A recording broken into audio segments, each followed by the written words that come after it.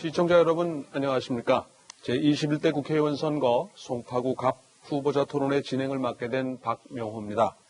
4월 15일은 국회의원 선거일입니다. 코로나19의 여파로 선거운동의 방법도 달라지고 있다고 하는데요. 유권자 여러분의 관심이 그 어느 때보다도 필요한 시기라고 생각이 됩니다.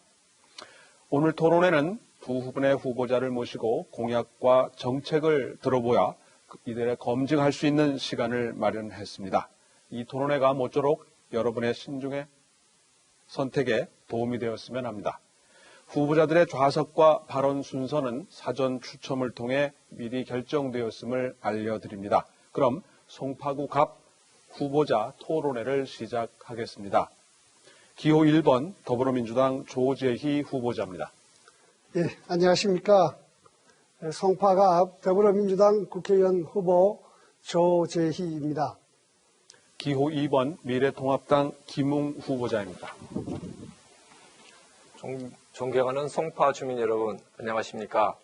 미래통합당 송파갑 기호 2번 후보 김웅 인사드립니다. 반갑습니다. 오늘의 토론 진행 순서를 알려드리겠습니다. 후보자들의 시작 발언, 다음은 공통 질문에 대한 답변 후 후보자 간 상호 보충 질문과 답변으로 진행됩니다. 그 다음으로는 모두 발언 시간으로 후보자들의 공약을 듣고 그 공약에 대한 후보자들의 개별 보충 질문과 답변의 시간으로 이어지겠고요. 자유주제로 다시 한번 후보자 간의 개별 보충 질문과 답변을 들은 후에 마무리 발언을 끝으로 본 토론회가 종료될 예정입니다. 첫 순서로 시작 발언을 들어보도록 하겠습니다. 시작 발언에 주어진 시간은 2분입니다. 발언 순서에 따라서 조재희 후보자부터 시작하겠습니다. 사랑하고 존경하는 송파구 시민 여러분, 대한민국 국민 여러분, 다시 한번 인사드립니다. 안녕하십니까. 더불어민주당 국회의원 후보 정책으로 승부하는 조재희입니다. 지금 우리 사회는 안팎으로 큰 도전에 직면해 있습니다. 코로나19라는 유례없는 질병으로 많은 사람들이 고통받고 경제적인 피해를 입고 있습니다. 시민 여러분들이 적극적인 동참과 희생으로 우리 정부도 힘을 내어 극복해 나가고 있지만 아직도 외국에서 들어오는 많은 사람들로 인해 안심할 수만은 없는 상황입니다. 이 사태가 종식된 후에도 우리 사회는 그동안의 피해를 복구하고 무너진 지역 가정경제를 되살리기 위해 많은 시간과 비용을 소모해야 합니다. 한편 우리 사회를 둘러싼 국제 환경도 녹록치 않습니다. 미국은 자국 우선주의, 중국은 무역 분쟁, 일본은 역사 왜곡으로 우리 주변을 둘러싸고 있는 이때 우리는 국회의원 총선거를 하고 있습니다. 지금의 시대가 우리에게 요구하는 사명은 정부와 국민이 하나 되어 무너진 지역경제와 가정경제를 일으켜 세우고 대한민국을 더욱 강하게 다시 세워서 국민들이 안심하고 살 수 있는 사회를 만들라고 주문하고 있습니다. 제가 그 일을 하겠습니다. 예, 다음 김웅 후보자 시작 발언해 주십시오. 반갑습니다. 가장 먼저 이 자리를 빌어서 저를 환대해 주시고 정말 길거리에서 따뜻한 격려를 해주셨던 송파 주민 여러분께 정말 감사하다는 말씀을 드리고 싶습니다. 저는 20년 동안 검사 생활을 했습니다. 검사 내전이라는 책을 쓸 정도로 검사를 천직으로 알고 살았습니다. 그러다 올해 1월 조국발 수사권 조정에 항의하면서 사직을 했습니다. 이 수사권 조정안은 금태섭 의원이 말씀하셨듯이 중국 공안화 법안에 불과합니다. 저는 그러한 방향에는 단호히 반대하기 위해서 검사직을 사직했습니다. 여러분 지금 우리나라의 현실을 보십시오. 탈원전으로 미래의 먹거리는 사라진 상태이고 소주성 정책으로 실업자가 넘치고 있습니다. 자영업자 60%가 지금 폐업을 생각하고 있다는 게 지금 우리의 현실입니다. 부동산은 폭등하다 못해 이미 광란의 수준에 이르렀고 주가는 IMF 수준으로 지금 떨어져 있는 상태입니다. 그럼에도 정부는 자신의 정책 실패를 무거운 조세 부담으로 국민들에게 전가시키고 있습니다. 이 정권은 그럼 과연 도덕성은 어떻습니까? 청와대 인사들은 부동산 투기를 일삼고 공문서를 위조해서 자기 자식들을 대학으로 보냅니다. 울산 부장선거처럼 권력을 이용해서 선거를 조작하고 있습니다. 오죽하면 대한민국 법원에서 조국 장관의 범죄에 대해서 법치주의를 후퇴시키고 국가기관의 공정성을 저해했다라고 표현했겠습니까? 저는 이 모든 변화에 대해서 이 방향에 대해서 단호히 거부하고 국민 여러분, 주민들과 함께 바른 방향으로 반드시 이끌고 말겠습니다. 그게 제가 이번 선거에 출마한 이유입니다. 예, 감사합니다. 다음은 공통 질문을 드리도록 하겠습니다. 제가 드리는 질문에 답변해 주신 후 상대방 후보자에게 보충 질문과 보충 답변을 해주시는 순서로 진행이 됩니다. 공통 질문에 대한 답변은 1분 30초, 보충 질문은 30초가 주어지고 보충 답변은 1분 30초가 주어집니다. 첫 번째 질문입니다. 서울 및 수도권 집값 폭등으로 정부는 대출 규제, 양도소득세, 중과세, 종합부동산세 인상 등 다주택자와 투기 세력을 겨냥한 강력한 부동산 정책을 펼치고 있습니다.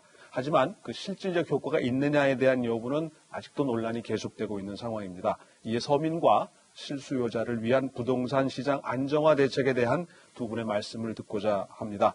먼저 김웅 후보자 답변해 주시기 바랍니다. 예, 국민 여러분이 잘 알고 있듯이 이 정부 들어와서 부동산 값은 정말 폭등했습니다. 실제로 그 폭등한 수치는 공시지가의 인상으로 지금 드러나 있습니다. 송파구만 해도 18% 이상의 공시지가 인상이 있습니다. 이 모든 부담을 결국 국민에게 지우는 것입니다. 저희는 이 모든 게 결국은 부동산 수급 조정 실패가 가장 큰 원인이라고 생각합니다. 가장 먼저 저희는 재건축을 활성화시키겠습니다. 정말 층간소음 없고 주차 걱정 없고 겨울에는 뽁뽁이 바르지 않고서도 살 수 있는 그런 집을 만들어서 국민 모두에게 공급을 해야 합니다. 그리고 두 번째로 주택담보대출 기준을 완화하겠습니다. 세 번째, 아파트 청약제도를 개선해서 1인 가구, 노인 가구, 자영업자들에게도 좋은 집에서 살 수 있는 그런 기회를 제공하겠습니다. 그리고 부동산 세제는 양도세 등에 대해서도 획기적으로 개선해서 다주택자의 출구 전략을 모색해서 결국 부동산 값을 안정을 이뤄내도록 하겠습니다. 저희 정권은 보수 정권은 아시다시피 지난 10년 전에 실제로 부동산을 잡은 경험이 있습니다. 저희를 믿어주시면 반드시 부동산 가격 잡아내겠습니다. 다음은 조재희 후보자 답변해 주십시오. 예, 그렇습니다. 부동산 가격이 폭등해서 정부가 다양한 정책을 여러 차례 내어놓았습니다. 여러 차례 정책을 통해서 부동산 가격을 안정시키고자 하는 것은 실제 실수요자들이 주택 구입 자체를 좀 더 용이하게 하고 부동산 투기나 또는 다주택 소유를 제어하고자 하는 것입니다. 그러한 정책적 목적 자체가 어느 정도 실효를 거두었습니다. 그럼에도 불구하고 실제 주택을 구입해야 하는 사람들이나 또 이제 막 출발하는 청년들이나 또 신혼가구나 이런 경우에는 아직도 주택을 구입하기가 용이하지 않습니다. 그래서 정부에서는 새로운 정책, 저희 당과 함께 새로운 정책들을 많이 내어놓았습니다. 특히 청년들이 집을 쉽게 구입할 수 있도록 신도시 또 지역 교통이 편리한 지하철 주변 역세권 그리고 또 청년들이 많이 선호하는 용산 철도 부지 등의 청년주택을 공급하는 정책을 취하고 있습니다. 또 청년들이 신혼부부가 자금을 쉽게 마련할 수 있도록 특별한 정책들을 많이 하고 있습니다. 이러한 정책들이 효과를 거두기를 바랍니다. 예, 다음은 상호 보충 질문과 답변 순서인데요. 김웅 후보자가 조재희 후보자에게 먼저 보충 질문을 하시면 됩니다. 예. 얼마 전에 강남권에 계신 그 민주당 후보들께서 모이셔서 보유세 폐지를 하겠다라고 말씀하시는 것을 들었습니다. 참으로 다행스럽다고 생각하고 있습니다. 이 현 정부의 잘못된 방향에 대해서 분명히 인식을 하고 계신 것 같아서 지금이나마 다행이라고 생각합니다. 물론 지금 민주당 당론에서는 그걸 반대하고 있는데 그 잘못된 방론을 고치시라고 생각합니다.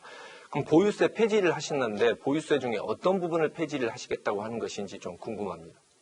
예, 조재희 후보자님. 예, 제가 지난주에 저희 후보자들 몇 분과 의논해서 종부세 문제에 대해서 국회에서 기자회견을 한 바 있습니다. 우선 그 내용의 가장 핵심은 1가구 1주택에 대해서 종부세를 감면하는 것입니다.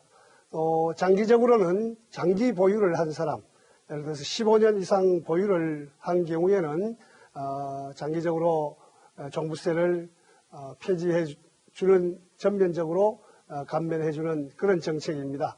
또 실제 우리 지역의 이 종부세 문제로 인해서 많은 사람들이 고통을 받고 있다고 이야기합니다. 특히 저희 송파갑 지역에는 종부세 대상 아파트들이 많습니다. 그리고 거기에는 평생 집 한 채를 마련해서 자기 자산으로 가지고 있는 분들이 있기 때문에 이분들이 70세 이상 어르신이 되어서 종부세 부분을 내기 어려울 때 이런 부분에 전면적인 감면이 이루어지도록 저희가 노력하고 있고, 정부도 지금 이에 대해서 호응하고 있습니다. 문재인 대통령께서도 지난번에 이 부분에 대해서 적극적인 제안을 해주시고 있습니다. 우리 김웅 후보께서도 함께 해주시면 좋겠습니다. 예, 이번에 순서를 바꿔서 상호 보충 질문과 답변이 있는데요. 앞에 시간 보시는데 특별히 지장 없으시죠? 예, 시간 관리 잘 해주시기 바랍니다. 이번에 조재희 후보자가 김웅 후보에게 보충 질문을 하도록 하겠습니다. 네. 저도 역시 종부세 문제에 대해서 한번 말씀드리겠습니다. 어느 인터뷰에 보니까 종부세 때문에 우리 지역에 수천만 원의 세금을 내야 된다고 그렇게 이제 물론 가정해서 이야기했겠지만은 실제 저희가 계산을 해보면은 잠실의 가장 표준적인 아파트가 LH 아파트인데 한 13억 정도 됩니다. 공시지가가 아니고 공시가가 13억 정도 되는데 이걸 해도 실제 그 가격이 어느 정도 되는지 한번 계산해 보셨습니까? 네.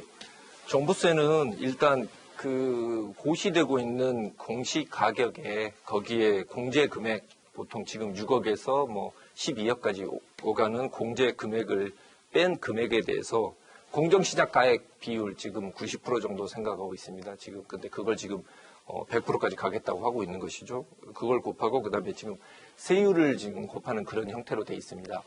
제가 그 인터뷰에서 이야기했던 부분은 뭐냐면 공시지가가 올라가게 되면은 종부세도 올라가지만 그와 연동돼 있어서 재산세 그리고 건강보험료까지 같이 올라가게 되는 그런 연쇄 파급 효과가 있다는 것입니다. 공시지가를 그런 식으로 함부로 마구 올리기 시작하면은 거기에 따라서 정말 많은 부작용이 있습니다. 근데 이 정부는 사실 공시지가라는 것은 정말 그야말로 고시만으로 올리는 것이거든요. 근데 조세라는 것은 반드시 법률에 의거해서 하는 것이 맞습니다. 그리고 공정해야 됩니다. 이번에 재난에 관련해서 기본소득을 내는데도 기준이 삼았던 것은 건강보험료 부분입니다. 공시지가가 올라가게 되면 건강보험료도 올라가게 됩니다. 자, 연금 하나 받고 살고 있는 사람들에게 그런 사람들에게도 단순히 공시지가가 올라갔다는 것만 가지고서 그분들의 이런 기본 소득조차도 이런 데서 소외되고 배제되는 것이 과연 옳은 것인지 행정을 할 때 뭔가 좀 정확하고 바르게 해주시기 바랍니다. 예, 감사합니다. 조금씩 익숙해져 가시리라 생각이 됩니다. 두 번째 질문 드리겠습니다. 코로나19가 전 세계적으로 유행하며 세계보건기구 등에서 팬데믹을 선언한 상황입니다. 세계적으로 교류가 많아지면서 사스, 메르스, 또 지금의 코로나19와 같은 새로운 전염병의 발생 확률이 점점 높아지고 있다고 할 수 있습니다. 이런 사태에 대비한 효과적인 전염병 예방, 확산 방지 방안에 대해서 말씀해 주셨으면 합니다. 먼저 조재희 후보자 답변 부탁드립니다. 참으로 세계사적으로 불행한 사태입니다. 정부가 그럼에도 불구하고 우리 정부가 이 코로나 사태에는 방역 체계를 잘 하고 있다고 봅니다. 전 세계적 모범이 되고 있는 것인데 이 부분에는 많은 이야기가 있지만은 저는 이 재난 대응에 신속하고 정확하게 대응하는 것은 소통과 정보라고 봅니다. 2000년 우리가 국민건강보험제도를 통해서 우리가 건강보험제도를 당시 의약분업과 의료통합 등을 해서 건강보험제도를 구축했는데 그때 우리가 정보를 이렇게 잘 체계적으로 집적할 수 있는 그런 선진 의료정보체계를 구축하지 않았더라면 이번 이 사태도 우리가 아주 무방비 사태가 될지도 모릅니다. 그런데 그럼에도 불구하고 그때 마련한 이런 체계 자체가 어느 정도 작동되는 것이 아닌가 생각합니다. 저는 2000년 이 당시에 의약분업, 의료통합에 청와대에서 이것을 실무적으로 책임지고 추진한 당사자로서 이 부분의 과정을 잘 알고 있습니다. 이제 이것이 작동되는데 아직 그래도 우리의 공공의료 체계는 보완해야 할 부분들이 많습니다. 특히 이런 대규모 전염병에 대해서 시민들이 안전하게 치료받을 수 있는 감사합니다. 체계를 만들어줘야 한다고 봅니다. 다음 김웅 후보자 답변 주시기 바랍니다. 예, 우리나라 의료보험은 1989년부터 시작한 것으로 알고 있고요. 통합이 2000년부터 된 것으로 알고 있습니다. 대만 이야기를 한번 해볼까 합니다. 대만은 사실 전문가들이 처음부터 이 우한 코로나에 대응을 했습니다. 그래서 1월 24일 날 마스크 수출을 금지를 했고 2월 6일 날 중국발 입국자에 대해서 전부 입국을 전면 금지를 했습니다. 그뿐만 아니라 우한에 바이러스 전문가를 파견했습니다. 그 결과 지금 확진자 339명에 5명 사망이라는 그런 엄청난 성과를 이루고 있습니다.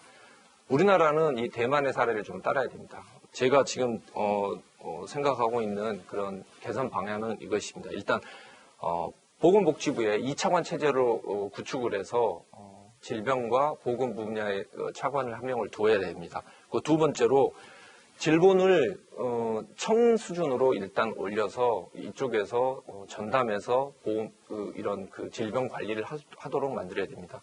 세 번째는 감염병 전문 병원을 5대 권역에 즉각 신설을 해야 된다고 생각하고요. 또 국회에서는 네 번째로 감염병 예방관리법을 개정을 해야 됩니다. 그 내용은 일단 자가격리와 함께 필요한 경우에는 격리를 강제할 수 있고 그리고 여행 정보력을 의료기관에 공유하는 내용 등을 포함시키는 것이 저의 해법입니다. 이상입니다. 예, 상호 보충 질문과 답변인데요. 다시 한번 말씀드리면 앞에 시간 표시가 돼 있고 가능한 시간 범위 안에서 말씀을 해주셨으면 합니다. 다음은 상호 보충 질문과 답변이 되겠는데 조재희 후보자가 먼저 보충 질문을 해 주십시오. 네, 방금 의료보험 제도가 1989년도에 되었다고 생각합니다. 그건 잘못된 정보라고 봅니다.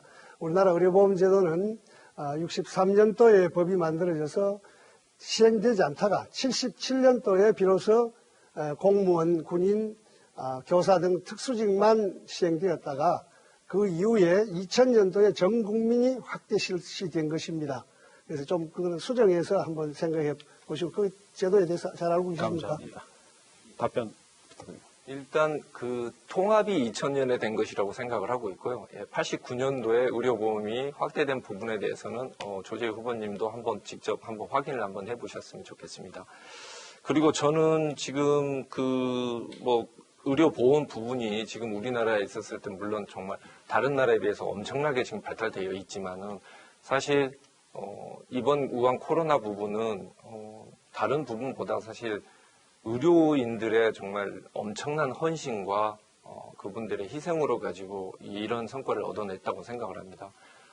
지금 정부는 마치 정부가 잘해서 이렇게 됐다고 생각을 하는데 처음에 의사협회나 그다음에 감염협회에서도 여러 차례에 걸쳐서 입국을 금지해야 된다라고 이야기를 했었습니다. 지금 사태를 보면서 제가 생각나는 것은 임진왜란 때 선조 임금 생각이 납니다.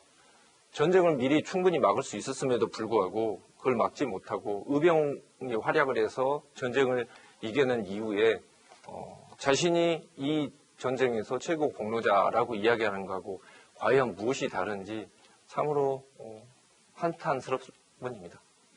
예, 감사합니다. 시간을 많이 세이브 해주셨는데요. 앞에 시간 보시는데 특별히 지장 없으시죠? 저희 김웅 후보자께서 보충 질문 부탁드립니다. 어제 사실은 우리 송파 주민들은 참으로 놀라운 소식을 들었습니다. 외국에서 입국되는 입국자들을 상대로 선별 진료소를 잠실에 설치를 하겠다라고 이야기를 하고 있습니다. 여러분 다 아시다시피 공항에서 잠실 운동장까지는 70km입니다. 그 넓은 땅 다 놔두고 왜 잠실에 설치를 하려고 하는 것인지 거기에 대한 조재희 후보의 생각을 듣고 싶습니다. 예, 그렇습니다. 어제 탄천 종합운동장 부지에 외국에서 들어오는 사람들의 선별진료소를 설치해서 거기에서 이제 선별진료를 받고 집으로 돌아가시는 분들이 지하철이나 버스 등 대중교통을 이용하게 되면은 결국 송파 시민들이 함께 이렇게 타게 돼서 아주 불안한 걱정을 많이 하고 있는 것입니다. 그래서 바로 그 소식을 듣고 저는 바로 대처를 했습니다. 서울시와 우리 당과 등 해서 이분들이 여기에서 선별진료소에 들렸다가 집에 돌아갈 때도 대중교통을 이용하지 않는 그런 방안들을 바로 즉각 조치를 해서 그것을 주민들에게 또 알리고 주민들이 걱정하지 않고 우리 지역에서 살 수 있도록 그 자체가 저는 그게 인천공항 근처에 빨리 그 근처에서 선별진료소를 해서 거기에서 했으면 좋겠다는 생각을 가지고 있습니다만은 이미 종합운동장 근처에다가 설치를 했기 때문에 그 부분에 주민 피해가 없도록 즉각적으로 조치를 한 바 있습니다. 그래서 정치하는 사람들은 가장 중요한 것이 시민적 요구, 시민들이 어떻게 반응하느냐 이 부분에 대해서 당장 걱정을 하고 하는 문제에 대해서 즉각적으로 대처하는 능력을 가져야 된다고 생각합니다. 그래서 어제 다행히 그 문제가 해소될 수 있어서 앞으로도 적극 지켜보겠습니다. 예, 감사합니다. 다음 세 번째 질문 드리겠습니다. 요즘 청소년들의 성범죄, 집단 따돌림 등 범죄 수준이 더욱 흉폭해지고 있는 걸로 알려지고 있습니다. 이 인성교육의 중요성이 그 어느 때보다도 강조되고 있는 상황인데요. 후보께서는 어떠한 청소년 교육 방안을 갖고 계신지 말씀해 주셨으면 합니다. 김웅 후보자부터 시작하겠습니다. 네, 일단 우리가 청소년 범죄나 이런 부분에 있었을 때 항상 해결 방법으로 내세우는 게 인성교육 이야기를 하고 있습니다. 근데 저는 좀 그 부분에 대해서 조금 생각이 다릅니다. 일단 우리나라 대부분 청소년들은 매우 착합니다. 근데 일부 문제를 지금 일으키고 있는 학생들이 좀 있거든요. 이 친구들에게 사실은 우리 사회가 알려줘야 되는 건 뭐냐면 남에게 나쁜 짓을 하고 가해를 하면 반드시 거기에 대해서 책임을 져야 된다는 것을 알려줘야 되는 것입니다. 그게 올바른 인성교육입니다. 과거 제가 교육과학기술부에서 장관 보좌관으로 근무를 했었을 때 학교폭력 문제가 정말 심각했습니다. 그때 저희가 학교폭력 가해자에 대해서 생활기록부에 기록을 하는 것과 학교에 보안관을 두는 것에 대해서 추진을 했었습니다. 그때 민주당은 그 두 가지를 격렬하게 반대를 했습니다. 하지만 결국 그 제도를 안착을 시켰고 그 결과 어느 정도 효과를 내고 있는 것이 현실입니다. 그와 아울러 사실 우리나라에서 이 학교폭력과 그 여러 가지 문제점들이 발생하는 것은 지금 되게 낙후되어 있는 우리나라의 교육제도입니다. 반과, 즉 일제시대부터 내려왔던 담임제도, 반제도 이런 것들이 같이 모여 있는데요. 그런 것들을 같이 좀 교정을 하고 바꿔내야 됩니다. 그리고 또한 청소년 같은 경우에 지금 형사 미성년자 연령이 14세 미만으로 되어 있는데요. 이건 정말 과거에 만들어진 기준입니다. 이거보다 낮춰야 됩니다. 네, 감사합니다. 조재희 후보자님. 예. 청소년들의 인성교육 부분에 대해서 한국 사회에서 많은 이야기를 합니다. 그런데 인성교육 부분은 뭐 어느 시대나 굉장히 중요한 부분입니다. 그렇지만은 청소년들 같은 경우에 지금 우리 사회에서 필요한 것은 청소년들이 어떠하다고 그렇게 편견적으로 바라볼 것이 아니라 새로운 시대적 제도를 마련할 필요가 있습니다. 그것은 저는 선진국가의 경우에 시민적 덕성을 키우는 시민교육이 매우 중요하다고 저는 제안하고 싶습니다. 제가 당선되면은 시민, 자치, 토론, 미디어 등 이런 새로운 교육 부분들이 이제 청소년들에게 조금 보완되어야 된다고 생각하고, 다만 지금 디지털상에서 나타나고 있는 일부 극렬한 범죄 이런 부분에 대해서는 디지털상에 보완되지 않은 부분들이 많습니다. 제도적으로 이 부분의 보완에 대해서 한번 사회적 합의가 있어야 된다고 생각합니다. 저는 예전에 정보통신윤리위원회 상임위원으로 근무한 바가 있습니다. 이때 디지털상의 범죄 현상들을 이렇게 많이 목도했는데 이 부분에 사회적 합의를 빨리 가져오는 것이 중요하다고 생각합니다. 감사합니다. 상호 보충 질문과 답변이 되겠습니다. 김웅 후보자 보충 질문 부탁드립니다. 이번에 N번방 사건이라는 정말 충격적인 사건이 발생을 했습니다. 근데 사실 이 사건의 핵심은 온라인 세상에서 그런 그 성폭력 물이 매매되는 부분이었습니다. 사실 이 부분은 예전에 버닝썬 사건 터졌을 때 그때 이미 벌써 이런 필름이 이런 동영상이 돌고 있다는 것이 나왔었고 그 부분에 대해 수사가 충분히 이루어졌었으면 이번 것을 막을 수 있었습니다. 버닝썬 사건 수사에 대해서 어떻게 생각하고 계십니까? 네, 조 후보자님. 네, 제가 버닝썬 사건 부분에는 사건 수사 자체에는 크게 관심을 갖지 않아서 정확하게 답변드리기 어렵습니다. 다만 이 부분에 일어나는 현상들이 청소년들도 여전히 성인들도 마찬가지지만은 이 성인지 감수성 부분에 좀 주목할 필요가 있다고 생각합니다. 이제는 다양한 사람들이 이 사회에서 접촉하는 빈도수가 높기 때문에 이 새로운 현상에 대해서 법률이나 제도 이런 부분들이 좀 더 보완되어서 마련되어야 되고, 그걸 아까 제가 시민적 덕성이라고 이야기를 했는데 시민 스스로 자율적으로 교정할 수 있는 그런 부분들이 우리 사회가 한 걸음 더 나아가서 이 부분에 접근을 해야 됩니다. 개별 사안에 대해서 이 법률적 처벌 이 부분과 함께 이들을 교육하고 할 수 있는 그런 제도적 방침이 마련되었으면 하는 생각입니다. 네, 감사합니다. 다음은 조재희 후보자 보충 질문 부탁드립니다. 김웅 후보 우리 동네 이야기를 좀 하겠습니다.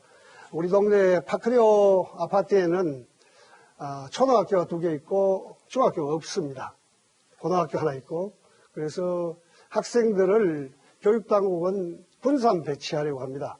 분산 배치하게 되면은 이 학생들이 갖는 고통, 부모들이 갖는 고통이 크다고 생각하는데 이 부분에 대해서 어떻게 생각합니까?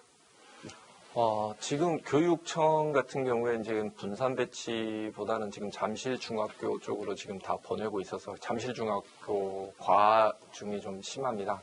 사실 지금 서울시 교육청 기준이 26명을 넘어서 학급당 지금 인원이 30명 정도 되고 있습니다. 그래서 이 문제는 좀 시급히 해결을 해야 되고요. 지금 교육청 같은 경우에는 아마 아시다시피 지금 교육청은 지금 파크리오에 학교를 새로 설립하는 거에 대해서 지금 매우 부정적입니다. 여기 보시면 그 파크리오에 아파트를 만드는 거에 대해서 이런 식으로 지금 부정적인 반응을 보이고 있습니다. 교육청에서. 이 부분에 대해서 사실은 저희 교육청에서 좀 획기적으로 사고를 전환을 해야 된다고 생각합니다. 인원수가 확대되고 있는 부분도 결국은 지금 새로 만들어지는 재건축 아파트들에 대해서만 기준으로 삼고 있는데 이미 파크리오 아파트는 중학교가 없는 상태에서 만들어졌기 때문에 파크리오 인원까지 같이 포함을 해서 신설된 그 인원으로 이렇게 파악을 하는 게 그게 합당한데 지금 교육청은 너무 제가 봤었을 때 편협한 사고를 가지고 있는 것 같습니다. 교육청 부분이 만약에 해결이 되지 않는다고 하면 교육부하고 어떻게 타협을 하든 아니면 저희가 뭐 투쟁을 해서라든 제가 반드시 그 파쿠리오에 학교를 설립을 해서 중학교를 설립을 해서 지역 주민들이 안심하고 학교를 다닐 수 있도록 만들어 보겠습니다. 예, 감사합니다. 마지막으로 공통 질문 하나 더 드리겠습니다. 국내외적 요인으로 경기 침체와 소비 심리 위축 등 경기 악화가 장기화될 걸로 예상이 되고 있습니다. 소상공인 및 영세 자영업자들의 피해가 막심한 상황인데요. 지역 경제 활성화를 위한 구체적인 실행 대책과 이에 필요한 예산을 어떻게 확보하실지에 대해 말씀해 주셨으면 합니다. 먼저 조재희 후보자 부탁드리겠습니다. 예, 코로나19 사태로 주민들과 특히 지역 자영업자, 소상공인 등의 피해, 또 실제 시장에 가보면은 영업을 하기 어려운 이런 상황을 많이 보게 됩니다. 이에 대해서 정부가 지금 다양한 정책들을 내놓고 있습니다. 이 중에서 제일 이제 중요한 부분들이 정부의 정책 자체가 실제 자영업자나 중소 영세업자들에게 체감할 수 있는 그런 정책이 되어야 한다고 생각합니다. 그러다 보니까 정부가 이제 재정 지출을 하게 되는데 이 재정을 어떻게 확보할 것인가 하는 부분인데 작년 기준으로 보면은 작년에 우리가 세계잉여금이 많이 남게 되었습니다. 그래서 일정 부분 지금 이 사태가 조기에 종식된다면은 세계잉여 부분 정도로 가지고 되겠지만은 이것이 그 피해가 심각해지고 사회 구조적인 부분에까지 문제가 된다면은 이 경제 회복을 위해서는 경우에 따라서는 적자 재정 정책도 필요하다고 생각합니다. 예, 감사합니다. 김웅 후보자 부탁드립니다. 여러분, 지금 우리나라 중소기업이나 소상공인 폐업에 대해서 정부의 공식 그 통계가 보신 적 있으십니까? 아예 없습니다. 너무 심각하기 때문에 아예 그 부분에 대해서는 지금 아예 파악조차 안 하고 있는 게 현실입니다. 청와대에 있다고 하는 일자리 상황파는 도대체 어디로 갔는지 알 수도 없는 상태입니다. 지역상권 활성화를 위해서 저희 당에서 내세우고 있는 공약은 이렇습니다. 일단 부가가치세를 개정을 하도록 하겠습니다. 그래서 부가세를 감면해서 자영업자들이 숨통을 트이도록 하겠습니다. 최저임금에 대해서도 지역별, 업종별로 차등을 하는 법안을 만들어내겠습니다. 마찬가지로 주 52시간에 대해서도 보완을 할 수 있으면 보완을 하도록 하겠습니다. 얼마 전에 저희 당의 김종인 선대위원장께서는 기존의 예산에서 불용액을 활용을 해서 별도의 증액이나 미래통합당에서 말하는 무기명 채권, 즉 범죄에 악용될 가능성이 가장 높은 무기명 채권을 발행하지 않고서도 100조를 만들어서 지원을 하겠다라고 말씀하신 바가 있습니다. 그 정책에 대해서 저는 적극 지지를 하고요. 그와 아울러 저는 지금 중앙당에 한 3년 정도 법인카드 사용 제한을 한시적으로 유예하는 그런 조치를 한번 취해서 자영업자를 살려보자라고 제안을 한 바 있습니다. 예, 다음은 상호 질문과 상호 답변이 되겠는데요. 조재희 후보자 보충 질문 부탁드립니다. 예, 지역 경제를 살리려고 하면은 그냥 단순해서는 안 됩니다. 좀 더 다양한 정책적 프로그램을 가져야 되는데 특히 우리 송파 지역 같은 경우에는 경제 중심으로서 수도권 경제 중심으로서 새로운 비전을 가져야 됩니다. 그래서 저는 잠실 6단지를 국제 업무지구로 하려고 하는 비전을 가지고 있습니다. 이에 대해서 어떻게 생각하는지 한번 말씀을 해주면 좋겠습니다. 일단 저희 공약을 한번 보시면은 저희 공약은 그 지역별로 사실은 상가를 활성화시키고 있는 공약들이 많이 있습니다. 뭐 예를 들면 기존에 있는 상가에 대한 속리단길에 대해서 뭐 주차 문제부터 시작해서 특화시키는 것, 그리고 민관 거버넌스를 구축해서 관광객을 끌어들이는 방법들, 그리고 관광 벨트를 만드는 방법 등 여러 가지 말씀하신 것처럼 정말로 다양한 그런 제도들과 그 정책들이 한꺼번에 같이 만들어져야 됩니다. 자, 잠실 6동에 국제 업무단지를 유치를 하겠다라고 하시는데 사실은 영종도가 그거를 추진을 했다가 지금 사실 거의 실패를 하고 있습니다. 그래서 자급도시로 지금 성장을 못하고 있는 그런 한계가 있습니다. 물론 그런 정책이 있고 그게 실현 가능성이 있으면 저는 적극적으로 도울 것이고 저도 추진하는데 분명히 힘을 보태겠습니다.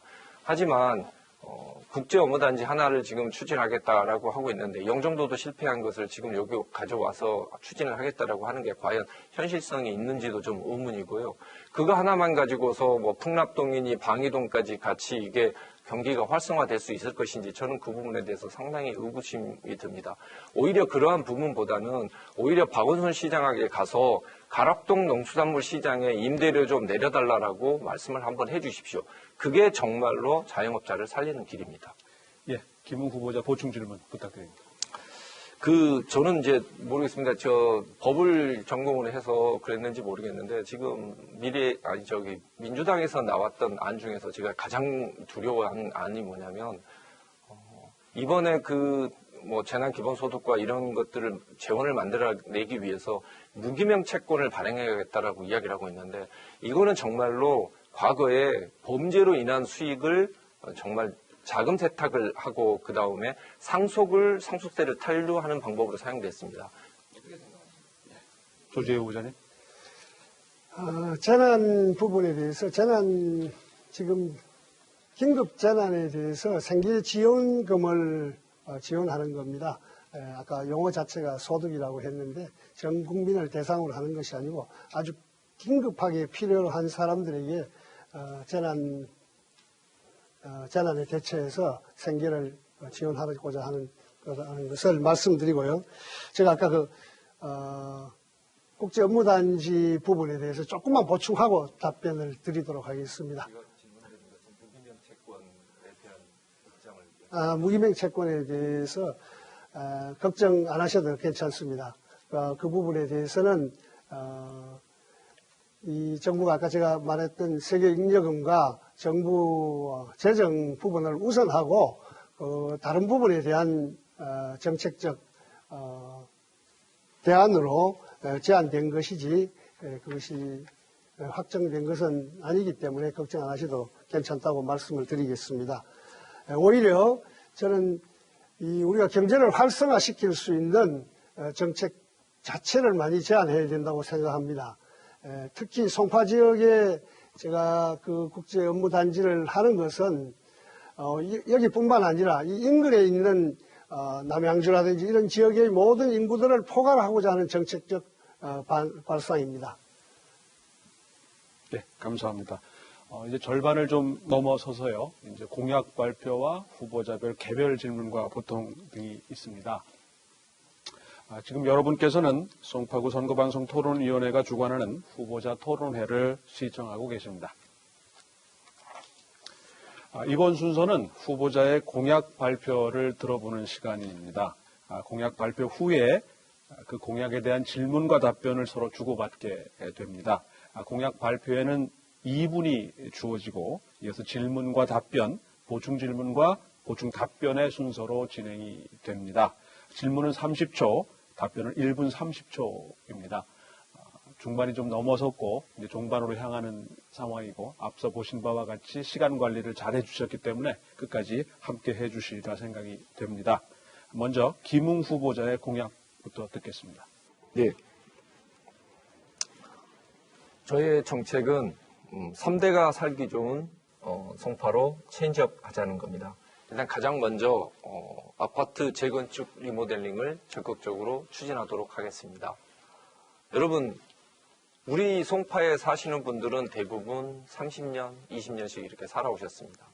장미 아파트 같은 경우에는 1979년에 입주한 아파트입니다.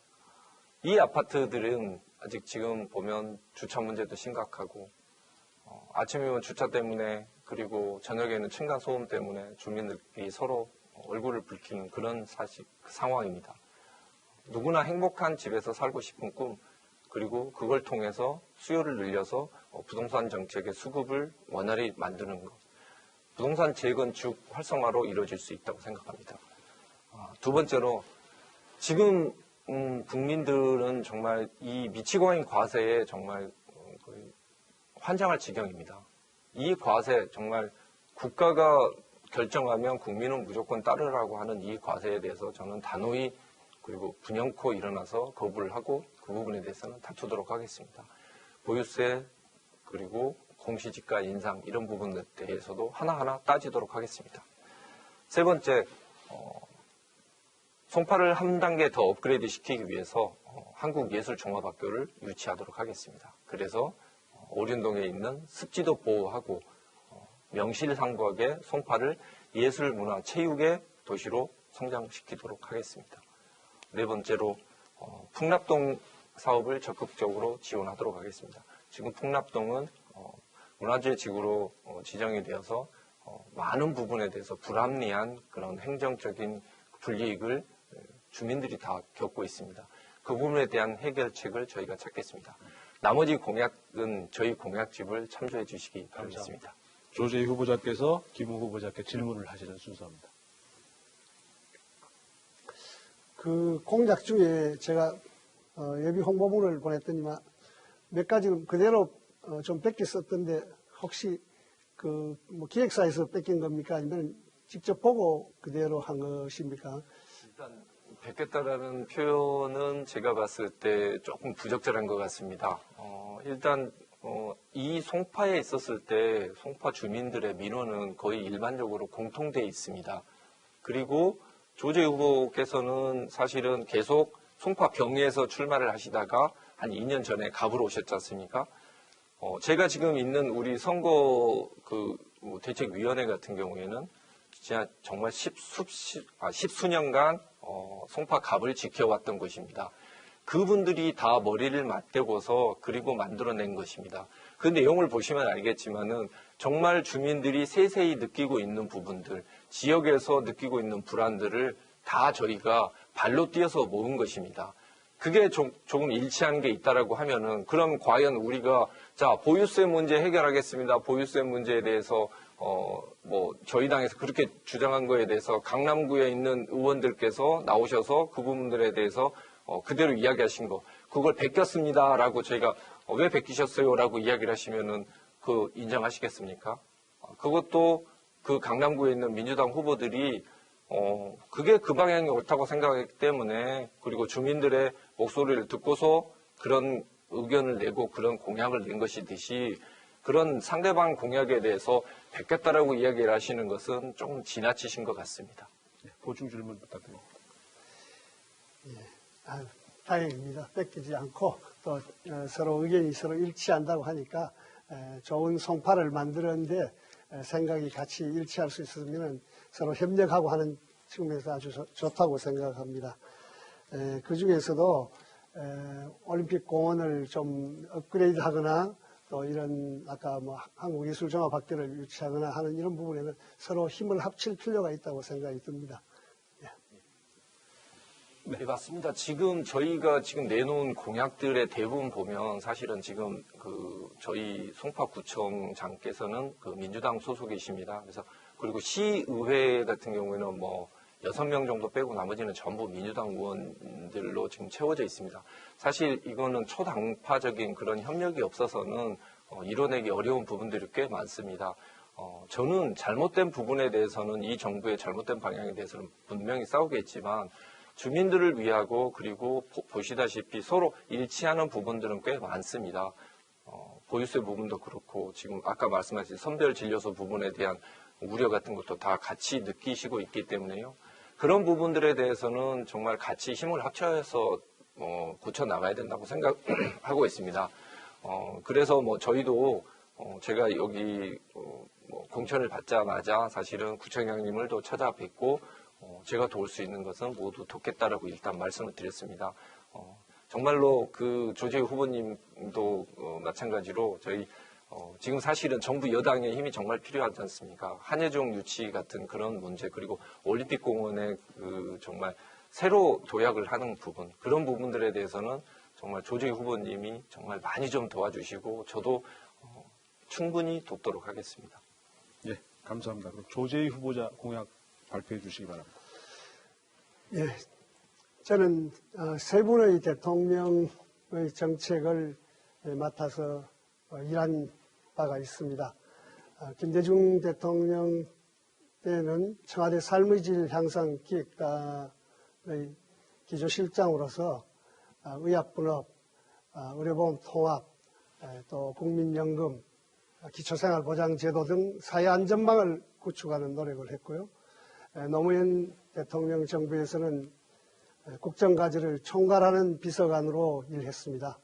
또 문재인 대통령 정부에서도 정책기획위원으로 일한 바 있습니다. 저희 이러한 정책적 경험과 능력을 바탕으로 우리 송파를 새롭게 하고 또 대한민국 경제를 다시 살리는 그런 공약들을 몇 가지 제안했습니다. 그 중에서도 가장 첫 번째로 말씀드리고 싶은 것은 아까도 말씀했다시피 아이가 있고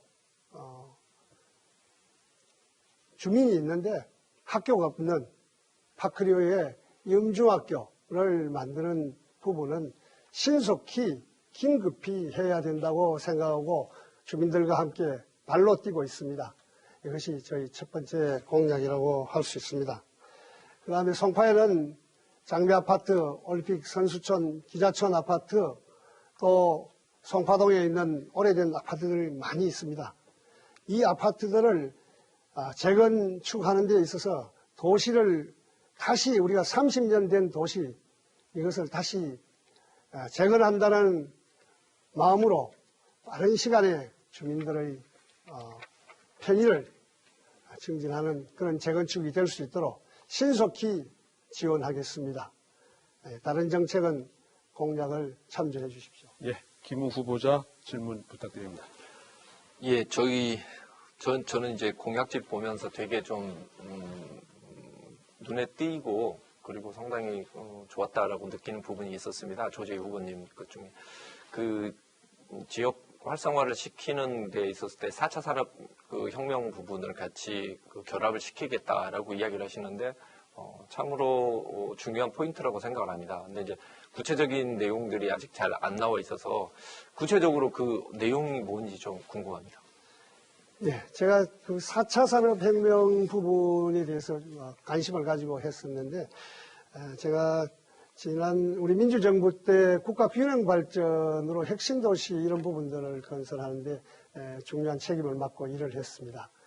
그런데 지금 이제 우리가 서울과 지방의 균형발전과 함께 수도권 내에서도 균형발전을 해야 됩니다.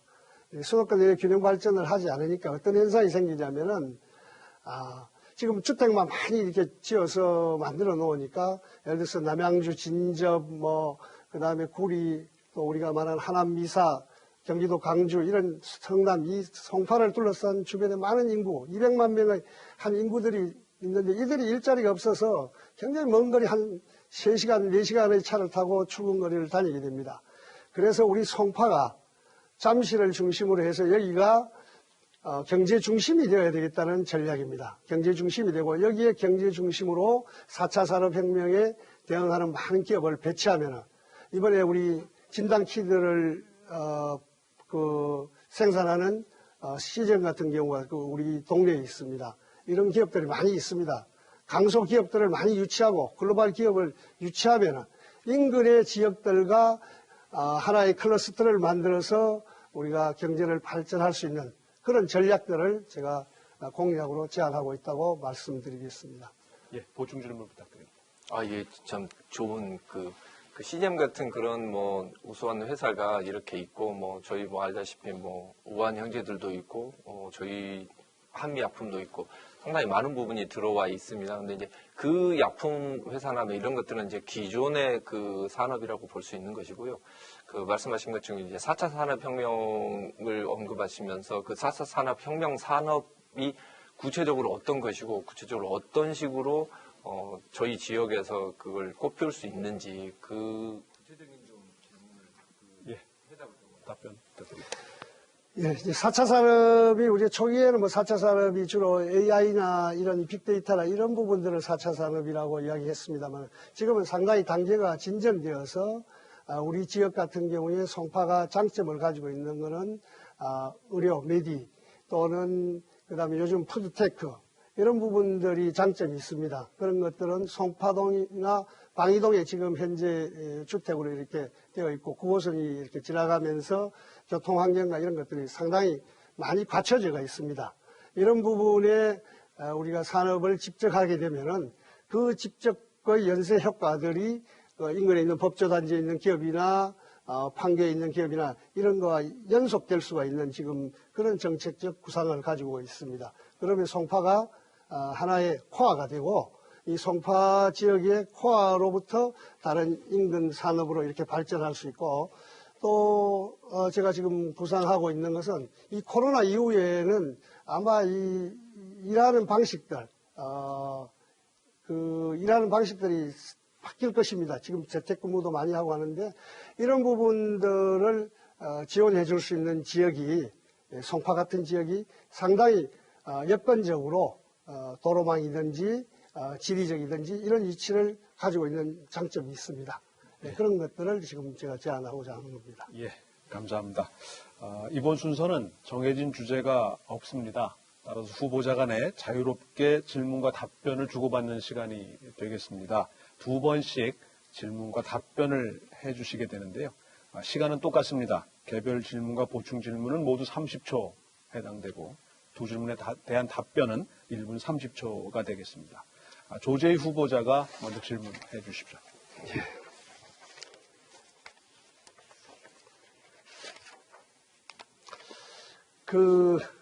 아까 풍납동 이야기 하셨는데, 우리 송파 갑 지역은 상당히 많은 다양한 지역들이 있습니다.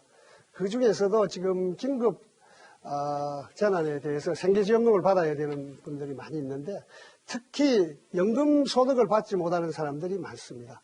그래서 연금을 받는 자와 받지 못하는 사이로 갈려져 있습니다. 혹시 우리 김웅 후보님은 그런 부분에 대해서 생각해 본 적이 있습니까? 일단 저희가 그 국민연금 부분에 있어서 사실 정말 많은 이제 발전을 했지만 앞으로도 정말 발전을 많이 해야 된다고 생각을 합니다. 이제 지금 말씀하시는 게 풍납동 이야기인지 아니면 연금 부분인지에 대해서는 지금 제가 정확히 모르겠는데 일단 풍납동 부분에 대해서 이제 답변을 드리자면 풍납동 부분은 사실은 어떻게 보면 가장 살기 좋은 그런 동네 중에 하나인데 그 문화재 지구가 되면서 지금 많은 부분에서 특히 이곤역 같은 부분은 정말로 심대한 그런 재산권 침해를 입고 있고 그리고 그쪽 지역 자체가 지금 상당히 많이 쇠락을 하고 있습니다. 저희는 뭐 그전에 박예수 의원님께서도 그래서 풍납동에 관한 특별법을 제정을 하셔서 시도를 하시고 있었는데 만약에 그게 안 되면 제가 그 부분에 대해서 책임지고 이뤄낼 것이고요. 얼마 전에 저희는 이제 그 문제를 해결을 하기 위해서 주민들하고 간담회를 가졌습니다. 저 개인적으로 하는 게 아니고 세무 전문가와 법률 전문가를 같이 데리고 가서 풍납동의 문제를 정말 끝장을 한번 내보겠다라는 생각을 가지고 가고 있습니다. 결국은 연금도 좋고 다 좋지만은 가장 중요한 것은 경제를 살려서 그리고 소상공인과 중소 기업을 살리는 게 가장 중요한 복지라고 생각을 하고 있습니다. 그래서 그러한 지역의 활성화를 위해서 노력하겠습니다. 예, 보충 질문. 예, 아까 제가 풍납동 질문과 두 개 섞였는데 우선 국민연금 부분을 먼저 이야기를 좀 듣고자 합니다. 국민연금 부분이 우리나라 국민 절대 다수가 제가 풍납동 지역에 어떤 분도 그랬습니다. 한 직종에 내가 50년을 일했는데 나는 연금을 받지 못하는가. 그 부분에 대한 질문인데 우리 연금을 받는 우리 김웅 후보님 맞습니까 혹시? 네, 연금 아직 못 받고 있습니다. 아직 못 받고 있고요. 사실 미래에 받게 될지 안 받게 될지도 저는 정확히 잘 모르겠습니다. 지금 사실 국민연금의 운용 상태로 봤었을 때 이게 과연 그대로 유지될 수 있느냐. 그리고 제가 받을 시기에 됐었을 때 연금이 고갈되지 않을까라는 그 부분에 대해서 정말 많은 국민들이 우려를 하고 있습니다. 그 부분에 대해서 사실은 정부 여당에서 책임을 져야 될 부분이라고 생각하고 있고요. 또 연금 문제는 지금 뭐 공무원연금이나 교직에 대한 연금이나 국민연금이나 이런 부분들에 대해서도 어떻게 해결할 것인가 그 첨예한 문제들이 나오고 있습니다. 지금 사실은 국민연금 부분에서 앞으로 어떻게 관리를 하고 이거에 대해서 다음 세대에 넘겨줄 것인가라는 하는 부분에 대해서는 사실 지금 정부 여당에서 책임지고 그 문제에 대해서 어떤 국민들에게 신뢰할 수 있는 방법을 그리고 신뢰할 수 있는 그런 실제적인 그런 대안을 제시를 해야 되는 것인데 이제 그 정치 나와서 그 출마를 하고 있는 후보에게 나와서 정부 여당 측에서 국민연금 어떻게 할래라고 이야기를 하시면 제가 그러면 그 해법 알려드리시면 그대로 하실 겁니까? 그거 아니잖아요. 정부 여당이 이런 식으로 그 책임을 지지 못하고 다른 쪽에 자꾸 그런 문제를 제기를 하는 것 자체가 저는 좀 국민연금에 어떻게 보면 숨겨져 있는 문제점 중에 하나라고 생각을 하고 있습니다. 네, 이번엔 김우 후보자께서 조재희 후보께 질문 부탁드립니다. 예. 저는 그 소주성이라고 하는 정말 그 듣도 보도 못한 그거에 대해서 한번 좀 여쭤보려고 합니다. 소주성이 정말 이 정권에서는 성공을 했다라고 이야기를 하고 있는데 소죽도 성당이라고 해주면서 이른바 정말 퍼주기식 정책 그리고 정말 단기 알바의 정말 범람 이런 것들이 정말 이루어지고 있는데요. 그러면 그걸 따지면 국가혁명 배당금당을 찍지 왜 민주당을 찍어야 합니까? 소주성이라고 이제 약칭해서 말을 하니까 이제 소득주도 성장이라고 이야기하는 것입니다. 우리가 성장의 부분을 어떻게 할 것인가 하는 부분인데 소득주도의 부분으로 이제 성장을 하자는 전략이 하나 있을 수 있고요. 우리 문재인 정부가 그것만을 하는 것이 아니라 세 가지 정책, 공정경제와 또 혁신경제를 동시에 하고 있습니다. 아까 제가 이야기한 혁신경제가 우리가 4차 산업혁명에 기반한 경제회복과 경제도약의 정책들입니다. 그런데 이걸 야당에서는 이상한 이름, 소주성이라고 이름을 붙여서 이 소주성만 문재인 정부가 하는 것처럼 이야기를 하기 위해서 지금 하는 부분들입니다. 국민들에게 소득을 늘려주는 것만큼 좋은 정책이 없죠. 어떻게 하면은 국민들을 생산 과정에 참여시키고 일을 통해서 일을 할 수 있도록 일자리를 마련해주고 거기에서 소득이 창출되면 그것이 사회 전체에 순환되어서 이렇게 된다라는 이런 정책적 방향과 그 다음에 과학기술 기반에 입각한 또 국제 글로벌 기업들의 이런 관계 속에서 우리의 경제를 발전시켜야 하는 이런 두 가지 축의 정책들을 동시에 가지고 있습니다. 네, 보충 질문. 그 소주성은 야당의 프레임이 아니고요. 그 거의 대부분의 국민들이 부르고 있는 용어입니다. 그리고 소득주도 성장에 대해서는 지금 청와대가 가장 강하게 주장을 해왔고 국민들에게 이것이 우리 경제에 앞으로 나아갈 바라고 그렇게 계속 해왔던 걸로 저는 기억하고 있습니다. 만약에 그렇게 퍼주기가 다 효과가 있으면 제가 분명히 말씀드렸듯이 국가혁명 배당금당에 찍어야지 민주당을 찍을 필요가 없지 않습니까? 돈을 더 주는데. 답변 부탁드립니다. 예. 국가혁명 배당금당이 왜 나왔겠습니까? 우리 사회의 사회적 양극화가 하도 심하다 보니까 그런 주장들도 나오게 된다고 봅니다. 실제 정책은 그렇게 간단하지가 않습니다. 국가가 세금을 거두기도 하고 또 이것을 다른 형태로 이렇게 쓰기도 하지만은 가장 중요한 것은 경제를 살려서 그 경제가 잘 작동되도록 하는 것이 가장 국가의 정책의 목표입니다. 그렇지만은 지금 이제 우리 나라의 상태는 어느 정도 우리가 선진국에 도달하고 있다고 봅니다. 지금은 국가가 다 하진 않습니다. 시장적 기능, 또 기업들 이런 역할들이 가장 큰 부분들입니다. 그 중에서도 과거에 우리는 굉장히 노동력만 늘려가지고 경제를 지탱했던 시대가 있었습니다. 그래서 지금은 그런 부분보다는 기업들이 주체적으로 일을 하고 있습니다. 그런 부분들에 문재인 정부가 기업들이 일하기 좋은 환경, 일하기 좋은 그런 지원 정책들을 얼마나 많이 제공하고 있습니까? 이 균형을 지금 이야기해야 되는 겁니다.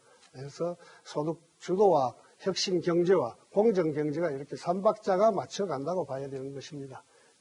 예, 감사합니다. 이제 마지막 순서까지 왔습니다.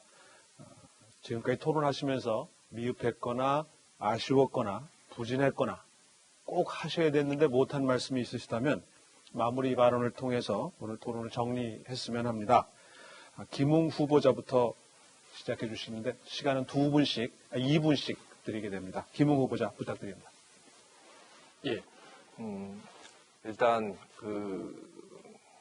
조재희 후보님하고 같이 이렇게 선거에서 경쟁을 하게 된 거에 대해서는 무한한 다행과 그리고 감사를 드리고 있습니다.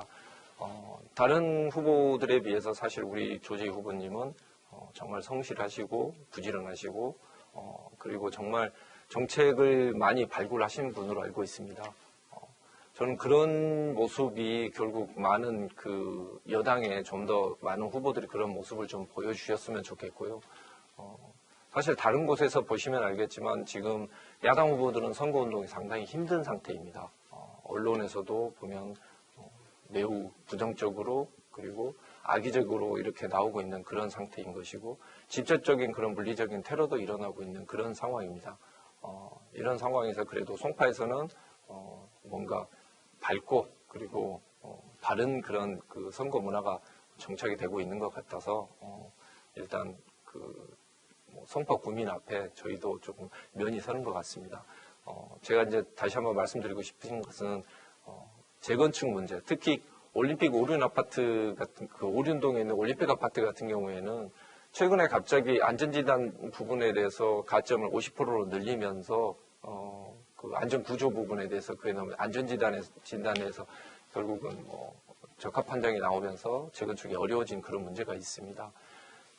그때마다 정부에서 그렇게 기준을 마음대로 바꿔버리는 이런 정책들, 그리고 보유세 문제도 그렇듯이 그때마다 이렇게 자꾸 바꾸는 문제가 발생되면 국민들은 그 피해를 다 입게 됩니다. 그런 부분에 대해서 우리 조재희 후보님께서도 좀 확실히 고쳐 나가 주실 것이라고 일단 믿겠습니다. 예, 조재희 후보님. 그렇습니다. 우리 김웅 후보님이 저에게 좋은 말을 참 해줬는데 저도 덕담을 하자면은 30년 산 저보다 금방 오신 우리 김웅 후보님 아주 브라이트하신 것 같아요. 여러 정책을 소상히 잘 이해하시고 있는 것 같습니다. 아까 풍납동 문제도 이야기했습니다마는 오랫동안 풍납동의 문화재로 피해를 받고 있는 고통받고 있는 사람들에게 새로운 희망, 그래서 우리 도시 재생 사업을 하고 있습니다. 이 희망적인 정책들이 잘 진행될 수 있도록 또 다른 정책적 프로그램들을 많이 마련하고자 합니다.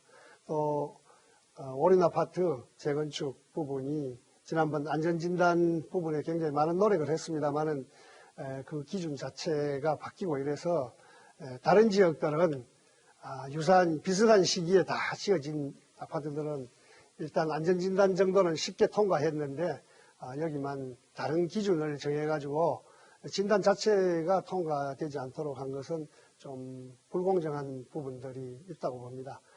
그러나 그럼에도 불구하고 우리가 새롭게 이러한 낡은 주거 환경들 또 주택들 재건축은 우리가 힘을 서로 합치면은 금방 새로운 방향들이 마련되리라고 생각합니다. 송파 지역 부분들은 단순히 송파만의 발전이 아니라 이제 앞으로 서울, 우리가 이른바 강남이라고 이야기하고 있는 부분에 더 대표적인 갑 지역은 명품 도시가 될 수 있는 많은 조건들이 있습니다.